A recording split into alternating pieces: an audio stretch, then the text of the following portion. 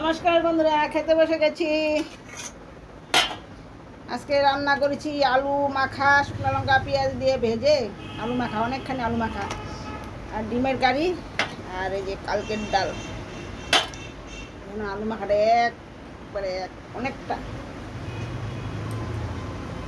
আলু মাখাটা খেতে সেই ভালো লাগে। ভুটানের নতুন আলু তো একদম। আমি আবার এই যে কাঁচা লঙ্কা দিয়ে আলু মাখাটা খেতে পাই না। আমি খেতে পাই, খাই না, ওইটা ভালোই লাগে না আমার, কোনোদিনও আমি খাই না। আমি আলু মাখা খেলে শুকনো লঙ্কা দিয়েই খাই।